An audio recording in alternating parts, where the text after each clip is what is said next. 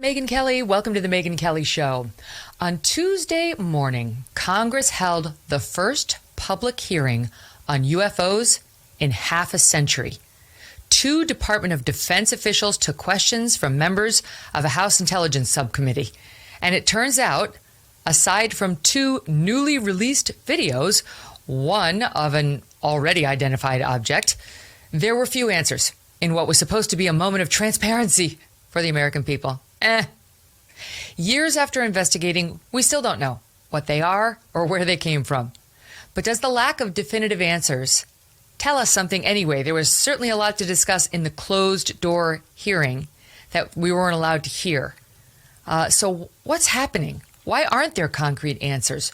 Why can't they be more firm in their pronouncements? Or is it just a matter of being unwilling? Here to discuss the hearing and what's to come is Luis Elizondo, former Pentagon official and former director of the Advanced Aerospace Threat Identification Program, or AATIP. Welcome back to the show, Lou. How are you? Great, Megan. Thank you so much for having me. True pleasure.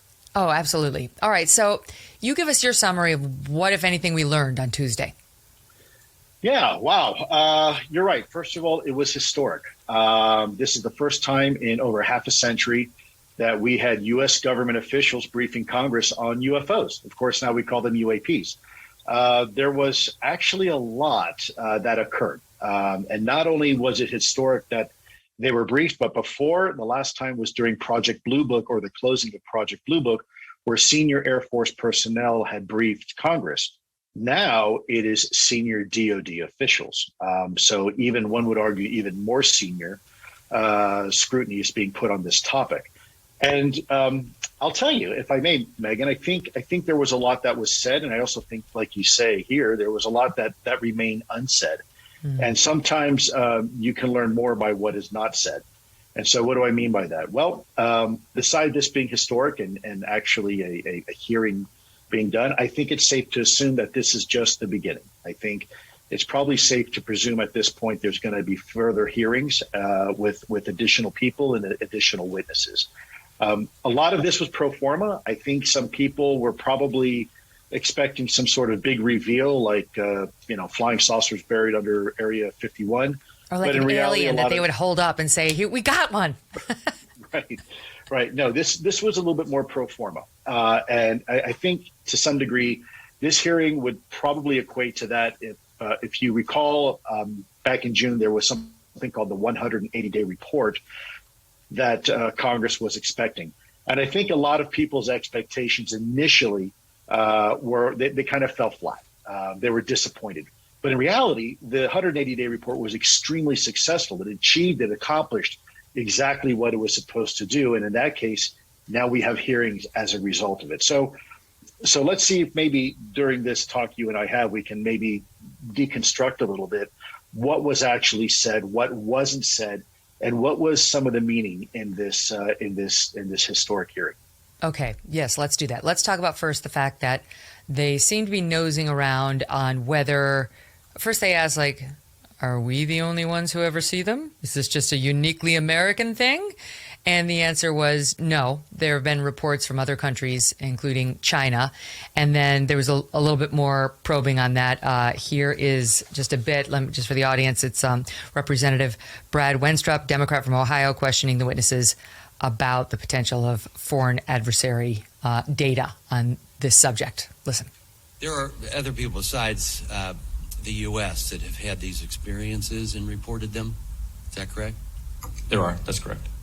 Is it all of our allies, or is it allies and adversaries? What have we learned publicly? So some of that, I think, sir, we'll save for closed session. Well, that goes to my next question. Publicly, have others made anything which would not have to be considered closed? So, I don't want you to answer what they've said necessarily. Allies have seen these. China has established its own version of a UAP task force. So clearly, a number of countries have observations of things in the airspace that they can't identify. And do we share data with some, with all? Are they sharing with us? We share data with some, and some share data with us. but not necessarily all that have publicly reported something? That's correct. My God, it's like pulling teeth. Just tell the story, man. Right? Yeah, unfortunately, it's a little more difficult than that. I can tell you when I was running the AATIP program some years ago, this is certainly nothing new. A lot of times, some officials are forced to dance around the topic. I'll tell you, if I may, Megyn, what I find so fascinating here, along the lines of information sharing. It's now law, as most people probably know. The bill that was co-sponsored by Senator Jill LeBrand and Senator Marco Rubio was pretty historic in itself, truly a bipartisan bill that went forward and is now law. And within that law, it enjoins the United States of America to work with its friends and allies, international allies, on this topic. It's not a choice. We have to. But here we go into some of the contradictory statements now that I mentioned earlier on. If you listen to the hearing, you have this impression that there's this huge, robust effort underway. We're working with our friends and our allies, and we have analysts on board, and we're working with the academic communities. But in reality, that's not quite so accurate. In fact, a couple months ago, the Department of Defense, when asked, how many people do you have working on this? They said, we have exactly 2 full-time people working on this topic. So that's problematic, right? There's not a whole lot of analysis and information sharing you can do when you only have 2 people assigned. Yes, they say all hands on deck, but that's only 4 hands. That's really not a whole lot. We really need to leverage a lot more. Furthermore, there were some other very interesting things I noted. For example, they talk about one of the questions from the senators. And by the way, let me just say this. The congressmen, the reps, not the senators, the members of the House. The committee members were very, very prepared for this. They obviously knew the right questions to ask. And what they were trying to do, in my opinion, was establish a baseline, or if you will, paint a box around the Department of Defense for this particular hearing, knowing that they can come back time and time again and say, well, you said this, and now we are seeing this, and hold them accountable. If I may, I'd like to bring your attention to one of the points that I found interesting. Sure. A question was asked where they said, well, are you familiar with our nuclear assets being interfered with? And what they're referring to is the famous Maelstrom incident, where we had an entire flight of our nuclear missiles deactivated by a UFO. And in fact, not only did you have the commander of that flight come out and inform members of Congress, but there was actually intelligence information reports, IIRs, that were written and submitted and have been released through FOIA.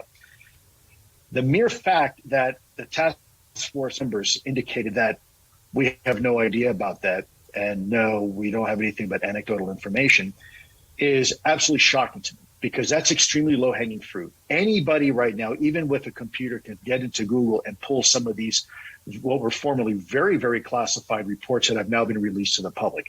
They're there. They exist.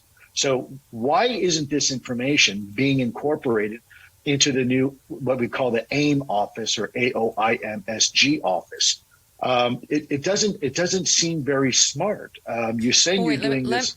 Let me set this up, because we have a soundbite. This is Representative Mike Gallagher, Republican from Wisconsin, questioning one of those testifying about Maelstrom Air Force Base in Cascade County, Montana, back in 1967. And there's a description of what happened and then what we've gleaned from it. Here it is. One such incident allegedly occurred at Malmstrom Air Force Base, in which 10 of our nuclear ICBMs were rendered inoperable. At the same time, a glowing red orb was observed overhead. I'm not commenting on the accuracy of this. I'm simply asking you whether you're aware of it and whether you have any comment on the accuracy of that report. Let me pass that to Mr. Bray. You've been looking at UAPs over the last 3 years. That data is not within the holdings of the UAP task force. Okay, but are you aware of the report, or that the data exists somewhere? I have heard stories. I have not seen the official data on that. So you've just seen informal stories, no official assessment that you've done or exists within DoD that you're aware of regarding the Malmstrom incident? All I can speak to is what's within my cognizance of the UAP task force, and we have not looked at that incident. Well, I would say, it's a pretty high-profile incident. I don't claim to be an expert on this, but that's out there in the ether. you're the guys investigating it. I mean, who else is doing it? If something was officially brought to our attention, we would look at it. There are many things that are out there in the ether that aren't officially brought to our attention. So how would it have to be officially brought to your attention? I'm bringing it to your attention. Sure, this is pretty official. Sure. So we'll go back and take a look at it, but generally there is some authoritative figure that says there is an incident that occurred. We'd like you to look at this. But in terms of just tracking what may be in the media that says that something occurred at this time, at this place, there are probably a lot of leads that we would have to follow up on. I don't think we are resourced to do that right now. Some authority figure. Do I qualify? Please do it. Right, and something that he says that comes out there through the general public, we'd have to look at. No, this actually, you were the source of it. DOD, this happened to your assets and equities, and you actually wrote an intelligence report and an assessment on this. And to say that it's not part of the calculus is it's unconscionable. I don't understand how someone can actually say that it's what do you guess, Lou? What's happening there? What do you think is happening there? Well, I think there's some obfuscation. If someone doesn't think that manipulating our nuclear assets and equities is a national security imperative, then you might need to find another job, especially if you're in the national security arena. Furthermore, there's some other interesting notes I picked up. They talk about blue force, blue on blue. And they said, we're sure this is not our technology, which by the way, is probably a very accurate assessment. Explain that, because we don't know what that is right now. Explain what blue on blue is. So blue force is the way we say in the vernacular, a friendly technology. If this is a blue force technology, this is something we, the United States, or our allies have developed. And so the three main things you want to look at with a UAP is it our technology, secret technology that's been maybe tested in a vacuum or in a bubble and we haven't told everybody else about it? Is it foreign technology or adversarial technology, Russia, China, or is it something else? Now, what I find very interesting during this testimony, they say, for the record, well, this is not a blue force technology. This isn't our technology. It's not friendly technology. But then they turn around, they also say, well, we're pretty sure it's not adversarial technology. Well, we know that because China and Russia have their own UAP programs too. So if you're telling me it's not our technology and it's not foreign or adversarial technology, then what is it? I mean, I think it's a silly way to dance around the topic. I understand social stigma and taboo, but let's call it for what it is. If you don't know what it is, then say you don't know what it is. But let's not try to confuse the topic with Congress by trying to explain away things as a drone or a quadcopter. Let's face it, a quadcopter can't fly at supersonic speeds and at 35,000 feet and fly around and then hover over a warship for 3 hours. We just don't have that technology yet. These are some of the basic questions that need to be answered because these are some of the basic things we are actually encountering with our military forces. I'll tell you another point how I see them threading the needle on this very cleverly. One of the questions was asked, well, do you acknowledge AATIP? Yes, we acknowledge that the fact that AATIP existed, which was my program. And then, of course, they acknowledged Blue Book, Project Blue Book, which occurred back in the 70s and closed sometime in the 70s. But there's no mention of any programs in between. And in fact, when they asked the question, I believe it was Representative Gallagher who said, are you going back and looking at any of the data that may have been obtained through other programs and efforts? The answer was no. Yeah, they said no. Well, yeah, wait a minute. Aren't you the Department of Defense and aren't you in charge of looking back at all the data that we have in our history? Because what we do know for a fact, everybody is aware of the Tic Tac event, the Nimitz event that occurred in 2004 involving two F-18s that went to go do an intercept mission and encountered this flying white Tic Tac. What most people don't know is that same flying white Tic Tac was also described in the 50s and 60s as a flying white throat lozenge or a flying white butane tank, all doing the same thing, flying at 13,000 miles and able to conduct right angle turns. So this data is important. What you want to do is collect as much historical data as you can and then compare and contrast that data to the information we have currently and see if we can identify trends and commonalities. That should be order number one, because we've spent a lot of your taxpayer money looking at this. it would be nice to know that we're not going to try to reinvent the wheel here, and at least pull up that data that you already paid for. And let's see if we can start conducting analysis. What we'd already put into the memory bank, like that it should be in there for a reason. Right. The Nimitz is a big deal. We talked about that the first time you came on the show, which I recommend to everybody. We have a little video of that. This is from 2004, taken aboard a Navy fighter jet from the nuclear aircraft carrier USS Nimitz. Watch. Dude, this is wrong, bro. There's a whole fleet of them. Look on the ASA. My gosh. They're all going against the wind. The wind's 120 knots from the west. Look at that thing, dude.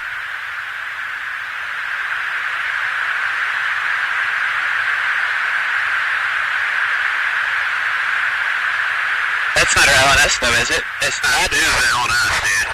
Well, if there's like... Look at that thing. It's rotating.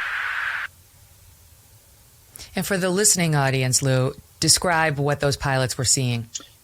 Yeah, sure. That actually was an incident from the USS Roosevelt in around the 2015 timeframe. That is very similar to other eyewitness testimony from the Nimitz and from the USS Kidd and the Omaha. So that one was not from the Nimitz that I just played. Just so I'm sure. That one was not. That one was actually from another later incident in 2014, 2015 from the USS Roosevelt, but equally compelling because what it does, it illustrates that there is well, first of all, there's both audio and visual. You can hear the pilots talking about something on the ASA. There's a whole fleet of them. Look on the ASA. Now, what we know through eyewitness testimony later on when we conduct an investigation, they actually saw these objects flying in a V formation. So the video that you see is just one object among many, many objects that are being intelligently controlled by someone or something. Furthermore, you hear them say it's going 120 knots against the wind. Well, that kind of alleviates any idea or notion that this could be a balloon because balloons float with the prevailing wind. They do not fly against the wind. Furthermore, this object is over 20,000 feet in altitude and begins to maneuver in a way, turn in a 90-degree angle, which an aircraft would then either lose altitude because it's no longer creating lift under its wings, or it's going to bank, it's going to turn. Those are the only two options in aerodynamics. In fact, I'll give you a case in point here. I have this little model of an airplane here. Mm-hmm. And when an airplane flies, it's flying like this. It's flying in a straight parallel to the ground and creates lift. When an airplane turns like this, there's only two options. It's either going to be able to bank or it's going to fall because the wings are no longer creating lift for the aircraft. And so that's why that video is so interesting because the aircraft does not lose altitude and does not bank and yet is still able to maintain altitude. So that video was very helpful. I will also say, Megyn, that there's a lot more videos out there and a lot more recent than 2015. In fact, as recently as 2 weeks ago, videos continue to come into the Department of Defense. Again, why they chose to show those two videos to Congress the ones from this today? morning. Yeah, we'll get it. We'll get to those. I can only imagine that it's probably because one of them was very easy to explain. There's a lot that really aren't that easy to explain. And if I may here, Megyn, last little alibi here. I think it's interesting to note that when they asked them the specific question, do you, the task force, have any recovered material? The answer was, we, the task force, don't have any recovered material. Well, that may be true because the task force, again, is only two people and have only been around for the last year and a half. The real question is the U.S. government in possession of any material, exotic material? That's the question that needs to be asked, and that's the question that needs to be answered. And hopefully at some point we'll get that answer. So your overall theory seems to be UAPs, unidentified aerial projectiles. Is that right? Phenomenon. Phenomenon. There we go. Phenomenon. Because we're not sure if they fly, so we're getting rid of flying.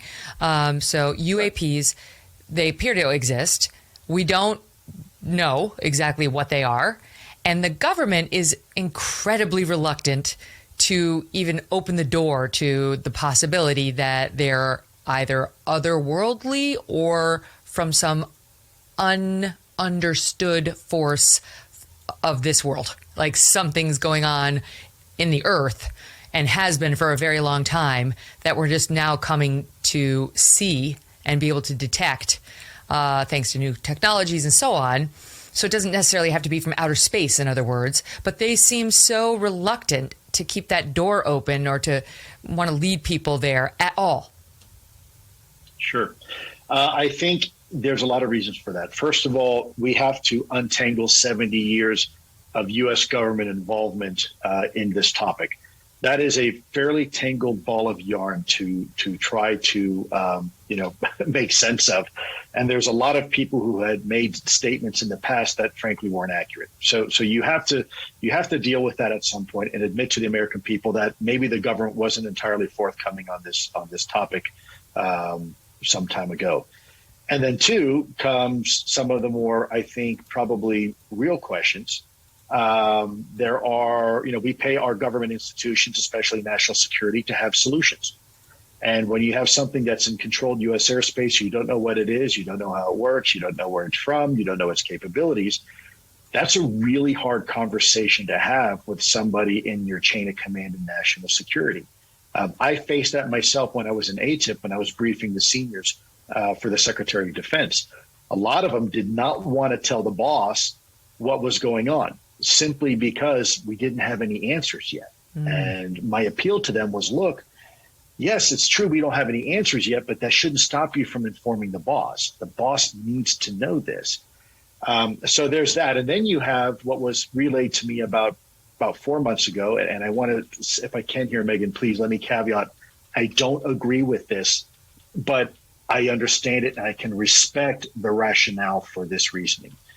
So imagine it's now 1960s, 1970s for just a moment, and let's go back to where we were, height of the Cold War, winner takes all. We're engaged in proxy wars with Russia, and they're engaged with us in a winner takes all chess match for world influence. And along comes these things that we have no idea what they are. We know they're not ours. We're pretty sure they're not Russians, but other than that, we really don't know. So the question is basically very simple, very fundamental. There's only three options. Either they're here for good reasons, B, they're here for bad reasons, or C, they're neutral, like us. Maybe they're just here to observe. So let's go through the quick thought exercise, if we can, of this scenario. Well, some people say they're good and they're here to stop us from engaging in our nuclear tests and whatnot. Well, look, in 1945, not to be obscene, but our country vaporized 500,000 human beings as a result of dropping the bomb on Hiroshima and Nagasaki. Nowhere were there UFOs to be found. In fact, nowhere were UFOs when we were testing them in the Nevada desert. They weren't there when Pakistan and India were developing nukes, China, Russia, or anybody else. In fact, when China detonated the largest thermonuclear weapon that mankind had ever devised, Tsar Bomba, nowhere did the UFOs stop it. They did not stop 3 Mile Island, Hiroshima, Fukushima or Chernobyl. In fact, they didn't stop World War II or Vietnam or COVID or world hunger. So to speculate that UAP are here for our benefit, there really isn't a whole lot of evidence to suggest that. Now, what do we see from a military perspective? We do see signs of what we call ISR, which is intelligence, surveillance, and reconnaissance, and possibly IPB. Initial preparations of the battlefield. We know that they're interested in our nuclear technology and assets and equities, and we know that they're interested in our military capabilities.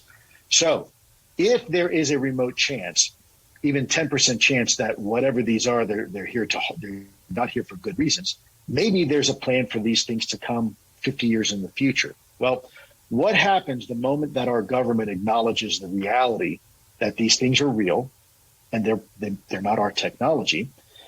Well, inadvertently, you may wind up tipping your hand and predicating an act or an action that we're not ready for yet from a national security perspective. We have a countermeasure. So to admit we have a problem without providing a solution isn't in the best interest sometimes of national security. And by the way, there's a precedent for that. I can tell you that a real case scenario. We were flying U-2s in contravention of the treaty we had with Russia. We were conducting surveillance using our U-2 spy aircraft over Russia itself, and Russia didn't say a thing. It was only until they had the capability to actually shoot one down with an SA-2 missile and show the world the wreckage of that, and have the pilot, Mr. Powers, on display for all to see. Then they admitted we had this capability, but we had conducted many overflights before they shot down that U-2, and it was only when they could shoot it down did they admit there was a problem to begin with. So who would have the knowledge? Because when you see these military fighters in the cockpit of these jets having these astonished conversations, it's very clear they're not in on it, and they'd be the ones to run into them, obviously just based on past experience, because this is where it happens in a certain sort of airspace. We talked about this last time on the East Coast, off of the coast of D.C. Who would know? Like, who, if under this theory, who's got the info and isn't sharing it? Well, the question is what programs existed between my program, AATIP, and Blue Book. That's the $1 million question. And why isn't the Department of Defense prying that open? Maybe we need to provide some sort of amnesty for those individuals involved, so those non-disclosure agreements that they're bound to, like I am, are waived, and so they can start having an open conversation, whether it's with the Department of Defense or the intelligence community, or in this case, Congress. There are some necessary steps that need to be taken so we can figure it out. I can tell you, I personally met an individual who was part of the Navy who said he ran a UFO UAP program back in the 80s for the Department of the Navy. Well, where's the data? Why hasn't that data been brought into this new umbrella called the AOIMSG? This isn't rocket science, really. A lot of this is just common sense. And so herein lies part of the frustration, because I think Congress senses they're being told two different things. On one hand, they hear from the pilots, they see the videos from the pilots, and yet on the other hand, the Department of Defense is saying, well, nothing to see here, folks. Most of this is air trash and space junk and space debris, and we're gonna figure this all out. Well, that's not really true, because let's not forget, we have reports going back to the 40s and 50s, long before we ever made it to space. We were just entering the jet age. We had barely broken the sound barrier, and we were tracking these things doing 14,000 miles an hour in our low Earth atmosphere. Which is absolutely impossible for one of our jets. We talked about this the last time as well, and this was I made a note of some of these stats because they were just so stunning. How fast that these things went. They were going. This spotted by the pilots, like on the Nimitz. Normally, let's see. Okay, normally takes you 6 seconds to go 1 mile if you're going at the supersonic speed of 760 miles an hour. Speed of flying, 760 miles per hour, would take you 6 seconds to go 1 mile. The object that they saw went 60 miles instead of just the one. And your point is, we are not capable of that. There is nothing we've yet created that can do that. Yeah, let's go back to this little airplane analogy. Forgive me, but it's probably a good way to display it. I think most people are familiar with the SR-71 Blackbird. It was a Lockheed aircraft built by Skunk Works, and it flew at hypersonic speeds, barely Mach 5. And this is an aircraft that when it's flying at 3,200 miles an hour, if it wants to take a right-hand turn, it takes roughly half the state of Ohio to do it. And yet what we are seeing are aircraft, something that's going much, much faster than that, and somehow can do a right angle turn instantly, something well beyond the biological limitations of anything to withstand. And even from a material science perspective, the G-forces on that are astronomical. The USS Nimitz case alone was very interesting because they were reported by our Spy-1 radar, multi-array phased array radar, one of the most sophisticated and capable on the planet at the time. And so you also had the airborne E-2 Hawkeye radar, both looking at the same object. And in some cases, these things were seen come from 80,000 feet, which was the upper limit of the envelope at that time for the radar, and within 0.7 seconds, 50 feet over the water, and then popping back up again. So 80,000 feet. 0.7 seconds, wow. In 0.7 seconds, in less than a second. So you're looking at a distance of well over 10 miles in a very, very short period of time. It's those type of forces. The energy to do that is incomprehensible. Someone had once estimated it would be all the electrical power of New York City for 3 years. That sounds so helpful when you can put it in terms like that. More with Lou. You're talking about how they say, well, gee, we went dark for a while and we just don't have that information. And, we really don't have that much in the bank is kind of what they're saying. We're looking into the things that come in. But speaking of the Nimitz, this is kind of what happened with it. The Nimitz had this event where they saw these UAPs and people were very concerned and nobody did anything about it until they brought you in. Harry Reid created this program and you were heading it up. And before they knew it, Lou's on the case and you find out, this is all documented by 60 Minutes. You start looking into it and find out this crazy story from November 2004, right? I think I have that date right. Yeah, November. Yes, ma'am. 2004. Okay. Well, actually, my colleagues did a lot of the work. When you are, you probably know this, when you are the manager or the director of a program, it's really, you're just kind of the senior guy, but there's a lot of people that are doing a lot of the work, the hard work, and really the credit goes to them more than it does me, because they were the ones actually doing the investigation on the Nimitz. How much time passed from the time the Nimitz happened in 2004 to when you and your team swooped in to start asking questions? Well, questions started being asked in 2007 in earnest. It had got out that there was an incident there, but our program wasn't created really until 2008. Questions were starting to float around in 2007, and then an earnest investigation was underway. So think about that. You got, just to frame it for the audience, you got these pilots, at least two of them, who experienced these encounters with these UAPs, some of the details of which you mentioned before the break. And they got nobody to talk to. No one's coming to knock on their doors to say, yo, what'd you see? Could you document it? What radar evidence is there? What camera evidence is there? Show us everything that you have. Let us seize the controls of the plane. I don't know, whatever they do. And so for years, these two just went about their lives like, whoa, that was weird. And the way 60 Minutes documented it was, these are two very, very, very respected pilots, by the way. These are not quacks in any way. This is the best of the best. One of them had never spoken publicly about the encounter until 60 Minutes. USS Nimitz Carrier Strike Group was training about 100 miles southwest of San Diego. For a week, they advanced new radar on a nearby ship. The USS Princeton had detected what operators called multiple anomalous aerial vehicles over the horizon, descending 80,000 feet in less than a second. I mean, Pete, we can relate to that just from when we fly in an airplane. You're up there 30,000 feet. God forbid there's something terrible happens. It's going to take more than a second to get down to the ground from 30,000 feet. So this is 80,000 feet in less than a second. They diverted their plane to investigate, found an area of, this is the creepy part, roiling white water the size of a 737 in an otherwise calm blue sea. And I want to talk to you about the ocean and all this in a minute. Tic-tac shaped object, size of an FA-18F, with no markings, no wings, no exhaust plumes. And one of the pilots, David Fravor, graduate of Top Gun Naval Flight School and commander, says, when it gets right in front of me, it just disappears. Seconds later, the USS Princeton reacquires the target 60 miles away. 60 miles. Another crew managed to briefly lock onto it with a targeting camera before it zipped off again. The air crew did file reports. So it's eerie, and you have the most credible witnesses you could ever possibly want, right? This isn't some crackpot in the middle of a field in Nevada.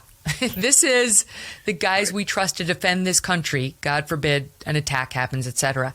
And this is what they find. So do we have any idea whether there are other Nimitzes? We talked about the Roosevelt.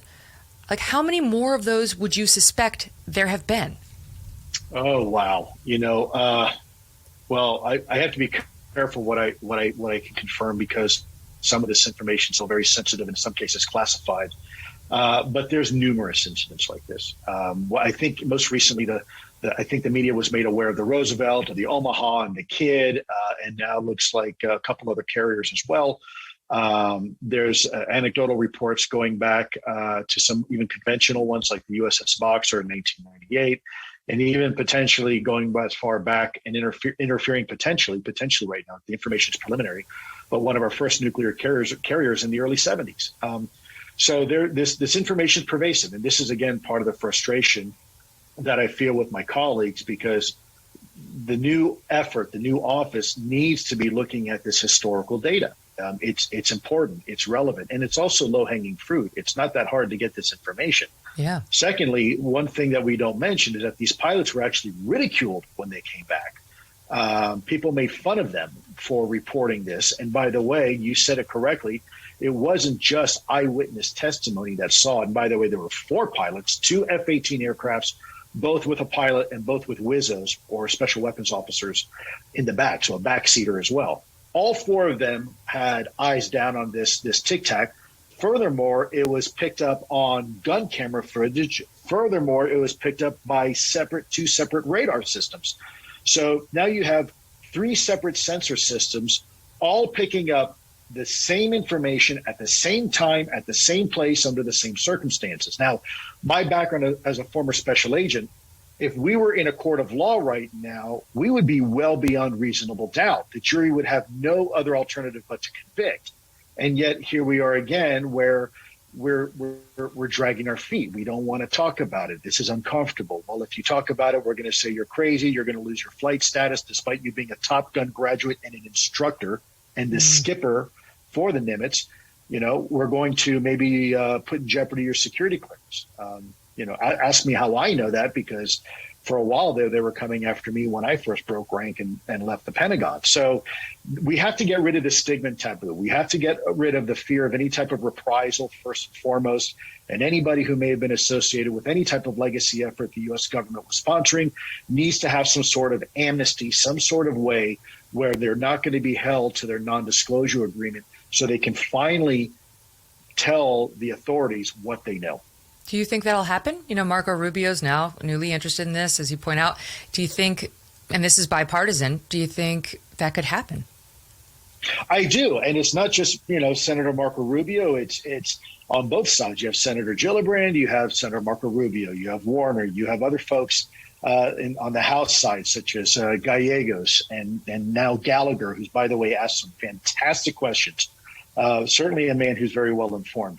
You have Representative Tim Burchett, who's actually gotten beat up a little bit for taking on this topic. And, good on him for doing it, because at the end of the day, he's on the right side of history.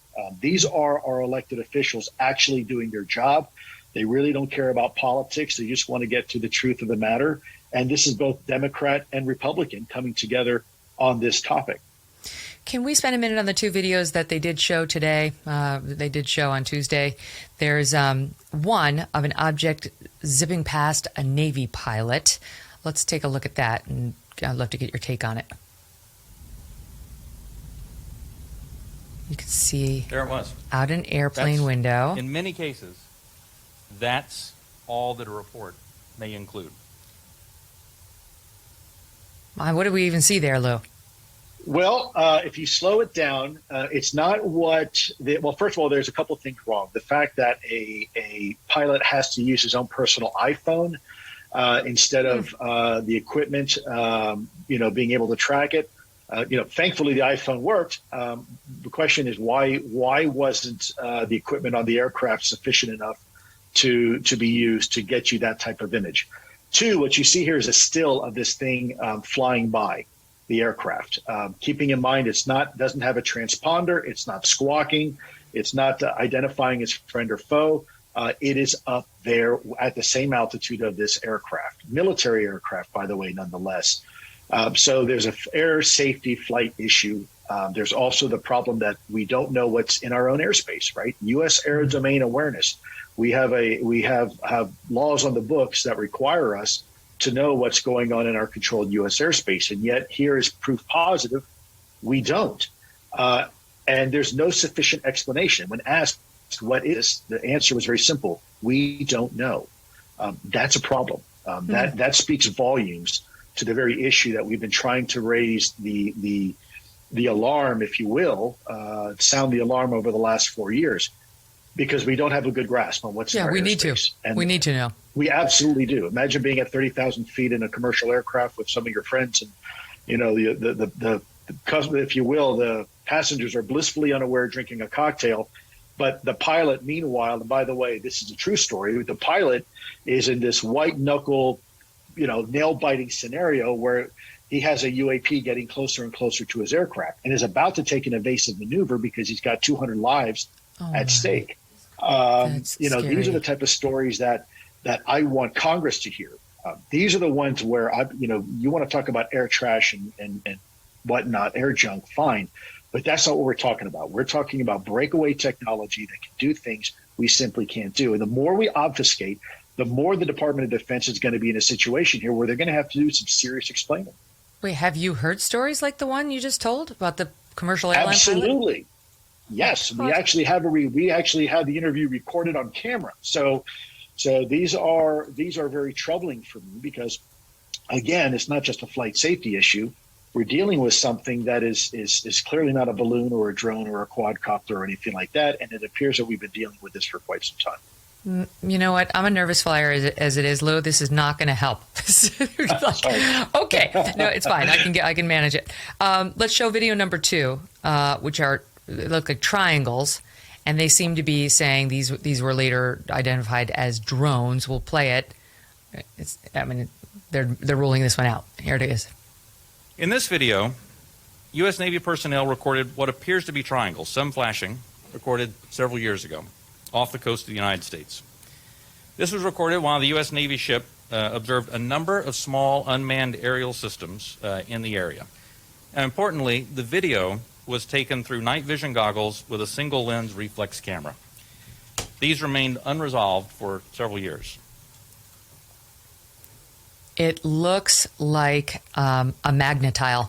I don't know if anybody has kids out there, but it looks like a triangular magnetile that's a little mirrored on the one side, just flying through the air. Yeah, so interesting video. This video was obtained, I believe, from the Omaha incident, if I'm not mistaken. I was no longer in AATIP at the time, so I can't speak authoritatively on it. But if I may give you a quick analysis. First of all, there are artifacts on cameras, especially night vision cameras, where there is a limitation on what you can do. There's aperture issues. There's even, in some cases, you can have software issues, lens flare issues.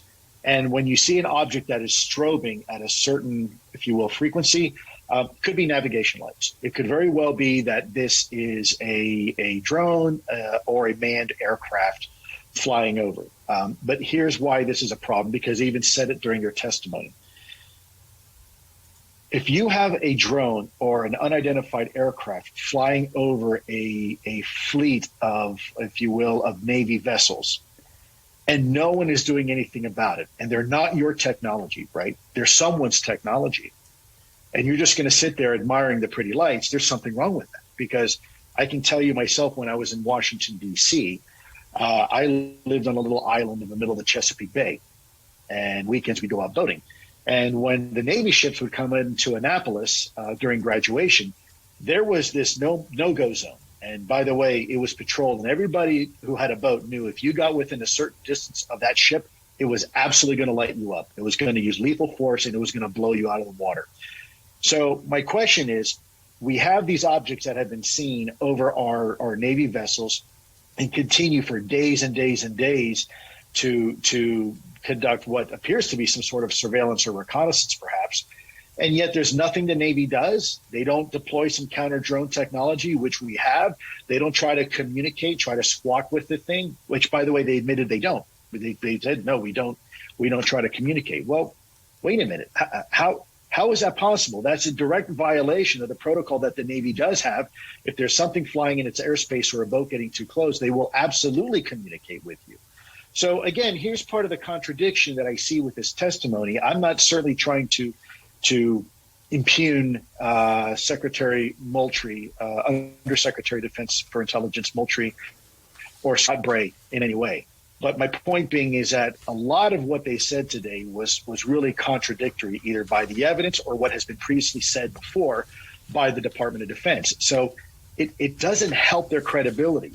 In an effort to try to be fair and transparent, I think the opposite has occurred with this hearing. I think Congress is now more confused and more baffled than ever before. And that's a shame, because we had an opportunity to hopefully clear things up to some degree. And for this reason, I think we're going to have more hearings. I hope we do. All right, quick question for you on this program AATIP that you've been mentioning, because there was a New York Post report kind of raising questions about this program and your role in it recently. Yeah. And they released a video claiming that this program AATIP was just a nickname for a program called OSWAP or something like AAWSAP, OSAP. And that it wasn't really a program you led until after the funding had been cut, and that this program, this OSAP, was kind of out there, that they were investigating something called the Skinwalker Ranch in Utah, known for paranormal type activities, and they were basically trying to suggest, I think, that the Skinwalker Ranch is not quite as exciting as the projects you've been discussing, and maybe wasn't quite as legitimate, and that you kind of are overstating your role to legitimize UFOs. How do you respond to that? Well, yeah, I would say, first of all, if you're into tabloid news, and read the tabloids. I'd rather get it from the source. So in front of me, I have a letter. Show your audience. It is from Senator Harry Reid, who was the actual sponsor of this program, with his official letterhead, as you can see here. And I'll just read just a short portion for you, and then I'll let you decide. As one of the original sponsors of AATIP, I can state as a matter of record Lou Elizondo's involvement and leadership role in this program. Mr. Elizondo is a former intelligence officer, has spent his career working tirelessly in the shadows on sensitive national security matters, including investigating UAPs as the head of AATIP. He performed these duties admirably. This is the guy who owned the program. So this is the gentleman who what was the date of that? It with. It is April 26, 2021, and I'll tell you what, I'm just going to hold it up for you so you can see it. And I don't know if that helps, but signed Harry Reid. Sure. So, well, and I have to say that Politico came out, and the reporter there said that there's no surprise. They said that you've never lied. I still consider him a credible source, and says maybe we should have asked more questions about the origin of this group AATIP. But that's Megyn, look, you have been subject to, I'm sure, the same level of scrutiny as I have. Once you become a public figure, you have people out there that are frankly unhinged, and they are going to do whatever they can to unfortunately, and they're going to try what they can to discredit you. At the end of the day, look, the truth prevails, and we have to continue to do the right thing here. I lost almost everything coming out to have this conversation, to include retribution against me by certain elements in the U.S. government. I'm not surprised. Some of these people are being fed misinformation. I don't think they are willfully trying to discredit me. I think they simply are just going off half-baked information, and I think their sources are very questionable. And so now what you have is, in this Twitterverse, some individuals who are very opinionated and don't have all the facts. And unfortunately, that's the world we live in. Well, you check out. You definitely, that Harry Reid letter we've seen and we understand. And we talked about some of this the last time too. So, all right, the next time we're going to get into what the hell is in the water. And is it not otherworldly, but earthly? And what do we make of that? All right, so that's a good tease for the next time you come on, Lou. Always a pleasure. Thank you so much for being here. Megyn, an honor and privilege. Thank you so much, and thank you for what you do. Really appreciate it. You bet. Okay.